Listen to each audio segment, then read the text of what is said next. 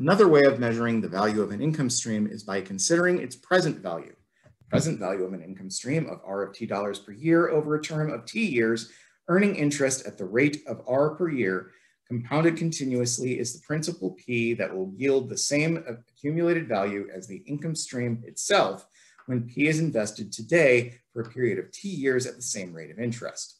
In other words, PE to the RT equals E to the RT times the integral from 0 to t of R of lowercase t e to the negative R times lowercase t dt.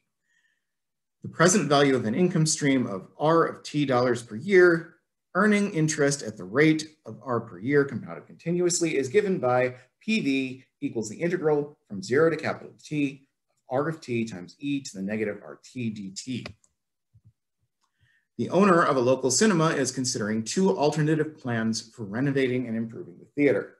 Plan A calls for an immediate cash outlay of $250,000, where Plan B requires an immediate cash outlay of $180,000.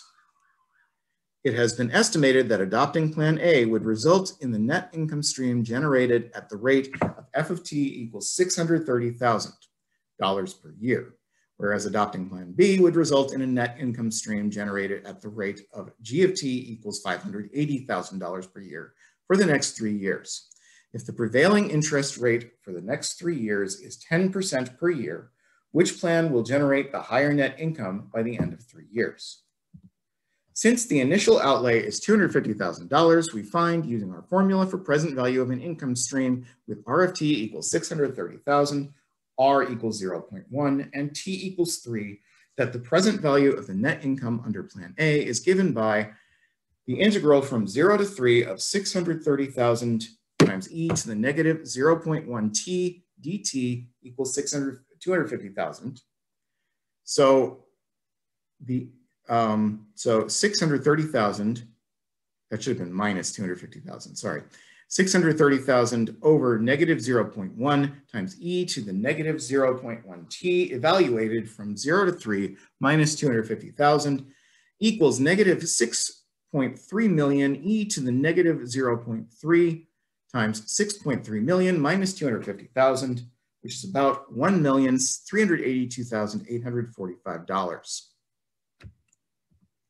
Find the present value of the net income under Plan B, we use the same equation with R of t equals 580,000, R equals 0.1, and t equals 3, obtaining the integral from 0 to 3 of 580,000 e to the negative 0.1 t dt minus $180,000.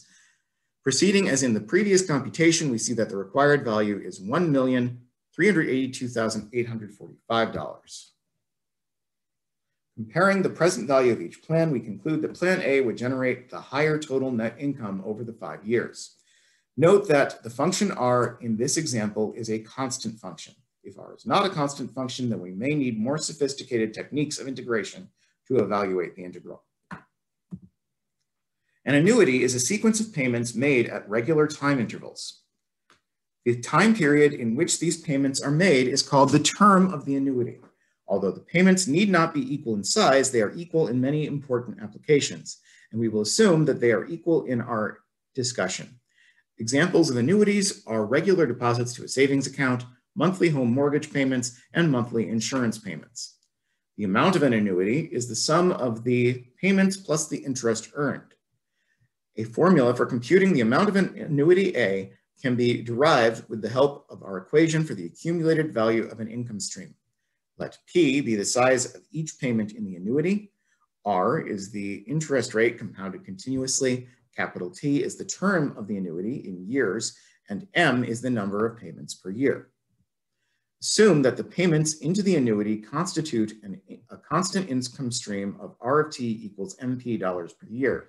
With this value of R of T, the income stream equation yields A equals E to the R times capital T times the integral from 0 to capital T of R of T times E to the negative RT dt, which is equal to E to the R capital T times the integral from 0 to t of MPE to the negative RT dt, which equals MPE to the R times capital T times negative e to the negative RT over R evaluated from 0 to t, which is equal to MP e to the RT times e to the negative RT over R plus 1 over R, which equals MP over R times e to the RT minus 1. This leads us to the following formula. The amount of an annuity is A equals MP over R times e to the RT minus 1, where P, RT, and M are defined previously. On January 1st, 1998, Marcus Chapman deposited $2,000 into an individual retirement account, IRA, paying interest at the rate of 5% per year compounded continuously. Assuming that he had deposited $2,000 annually into the account, how much did he have in his IRA at the beginning of 2014? Using our equation for the amount of an annuity with P equals 2,000, R equals 0.05, T equals 16, and M equals 1, we get A equals 2,000 over 0.05 times e to the 0.5 minus 1 equals 49,021.64. So Marcus had approximately $49,022 in his account at the beginning of 2014. Using our previous equation, we can derive the following formula for the present value of an annuity. The present value of an annuity is given by PV equals MP over R times 1 minus e to the negative RT, where P, RT, and M are as previously defined.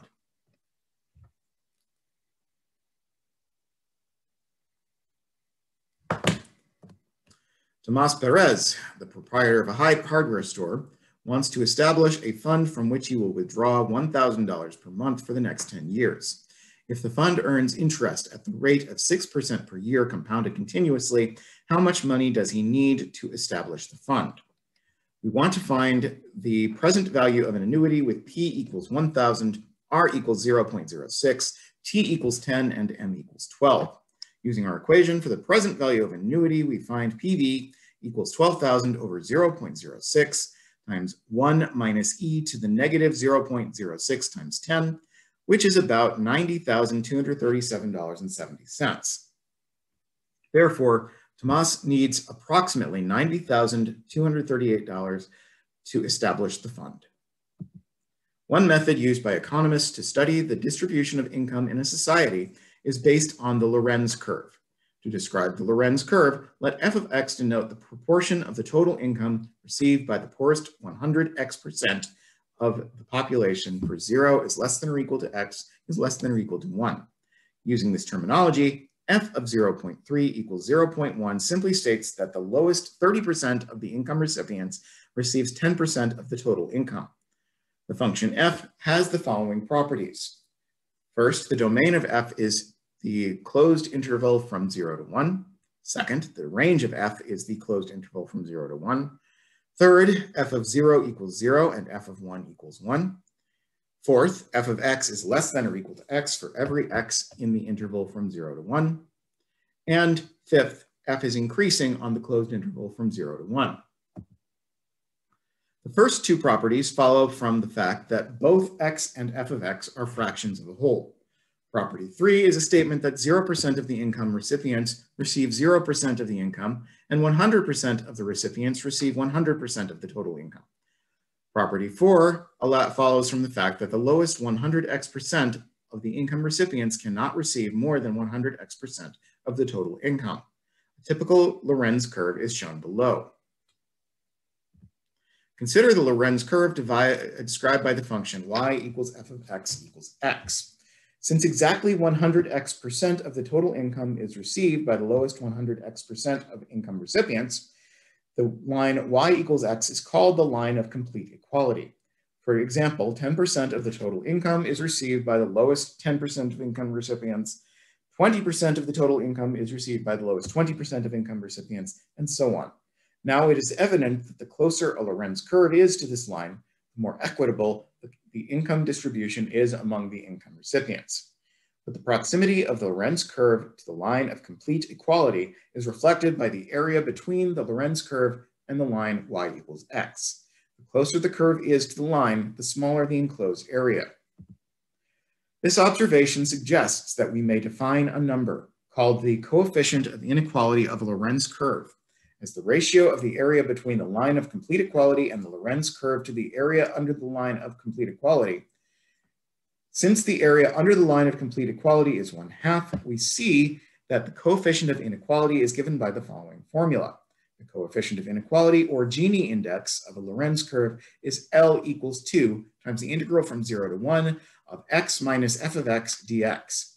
The coefficient of inequality is a number between 0 and 1. For example, a coefficient of 0 implies that the income distribution is perfectly uniform. In a study conducted by a certain country's economic development board with regard to the income distribution of certain segments of the country's workforce, it was found that the Lorenz curves for the distribution of incomes of medical doctors and of movie actors are described by the functions f of x equals 14 over 15x squared plus 1/15 x, and g of x equals 5/8 x to the fourth plus 3/8 x, respectively. Compute the coefficient of inequality for each Lorenz curve, which profession has the more equitable income distribution. The required coefficients of inequality are, respectively, L1 equals 2 times the integral from 0 to 1 of x minus the 14/15 x squared plus 1/15 x dx equals 2 times the integral from 0 to 1 of 14/15 x minus 14/15 x squared dx, which is 28/15 times the integral from 0 to 1 of x minus x squared dx, which equals 28 over 15 times 1/2 x squared minus 1/3 x cubed, evaluated from 0 to 1, which is 14/45, or about 0.311. L2 equals 2 times the integral from 0 to 1 of x minus 5/8 times x to the fourth plus 3/8 times x dx, which equals 2 times the integral from 0 to 1 of 5/8 x minus 5/8 x to the fourth dx, which is 5/4 times the integral from 0 to 1 of x minus x to the fourth dx, which equals 5/4 times 1/2 x squared minus 1/5 x to the fifth, evaluated from 0 to 1, which equals 15/40, or 0.375. We conclude that in this country, the incomes of medical doctors are more evenly distributed than the incomes of movie actors.